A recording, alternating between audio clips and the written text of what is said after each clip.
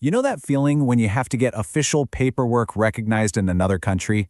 It can feel like you're trying to solve an impossible maze, right? Well, today, we're going to make sense of it all. We're going to tackle one very specific path, getting your documents ready for Thailand. Think of this as your personal map. We're going to walk through the entire journey step by step. So, what's the big plan? Are you heading to Thailand to study? Maybe you're starting a new job or even launching a business. Whatever it is, one thing's for sure. Your important documents, like your degree or your company registration, they have to be seen as legally valid over there. And that's where this whole process called attestation kicks off our journey. Okay, first things first, what in the world is attestation? Honestly, the easiest way to think about it is like a passport, but for your documents. It's a whole series of official stamps and signatures that basically proves to a foreign government, in this case Thailand, that your piece of paper is the real deal. So why do you have to jump through all these hoops? I mean, why can't you just show up with your original degree and call it a day? Well, the reason actually comes down to a specific international agreement, or really the lack of one.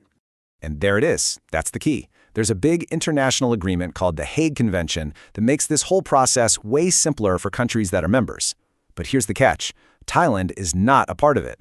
And what that means for you is, well, no shortcuts. You have to go through their full official attestation process. And trust me, this isn't just some random bureaucratic rule. We're talking about really important, life-changing stuff. You need this for getting a student visa, for bringing your family over with a dependent visa, or for getting a work permit. And yeah, if you're trying to do business in Thailand, your commercial documents need to go on this journey too. All right, so we've got the why covered. Now let's get into the how. Your documents journey has 4 major checkpoints it has to clear before it's officially recognized in Thailand. Let's map it out. I kind of like to think of this whole thing as a relay race. First up, the notary grabs the baton. Then, it gets passed to the state-level home ministry. From there, it goes national, right to the Ministry of External Affairs, or MEA. And for that final, crucial leg of the race, the baton is handed over to the Thailand Embassy itself. And here are those stages again, laid out nice and clear. It all starts local, with a notary. Then it moves up to the state level, then gets a stamp of approval at the national level from the MEA, and finally, it gets that all-important international validation from the Thai Embassy. See how each step is just verifying the one that came before it? Now pay attention here, because this is really important. The path isn't the same for every document. It actually splits depending on what you're getting attested. Are we talking about a personal document, like your birth certificate? Or is it a commercial one for your business? The route changes. Let's look at these two paths side by side. You can see for personal documents, it goes from a notary to the state or SDM level, and we'll talk about what SDM is in just a second. But for commercial documents, the journey is totally different. It has to go through the Chamber of Commerce. See? Both paths eventually meet up at the MEA and finish at the Thai Embassy, but how they start is completely different. Okay, let's zoom in on that little fork in the road for personal documents. You actually have 2 choices at the state level. And believe me, your decision here can make a huge difference for your schedule and your bank account. So this begs the question, which path should you take? The old school state route or this other option, the SDM route? Let's break down what makes them so different. And whoa, the difference is massive.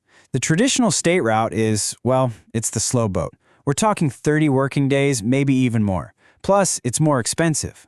But the SDM route, that stands for Subdivisional Magistrate. That's the express lane. It's way faster, usually just 3 to 4 working days. And it's cheaper. Yeah, for most people, the choice here is a no-brainer. Okay, let's get real for a minute. This whole journey isn't always a walk in the park, but knowing what the potential roadblocks are ahead of time is the best way to prepare for them and, not lose your mind. The biggest, number one challenge is simply time.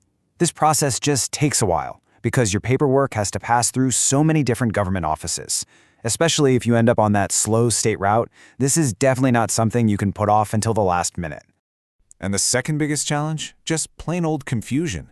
Which path is for me? Which office do I even go to? What do all these acronyms mean? Trying to figure this all out by yourself can be seriously overwhelming. And think about the little frustrations that add up. Just finding the right government building can feel like a quest in itself. And then you get there, and you wait, and wait, and wait some more.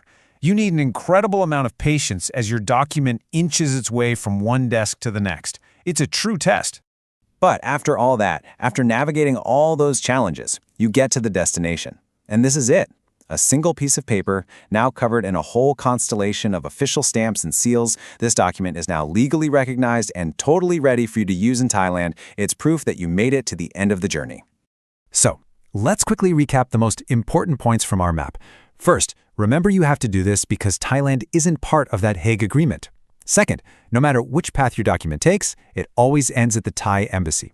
Third, if you've got personal documents, that SDM route is your best friend. It's going to save you so much time and money.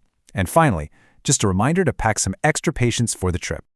And there you have it, a complete map for your document's big journey. Now that you have all the information, you can answer the final, most important question. Considering what you need, what's the best path for your document to take?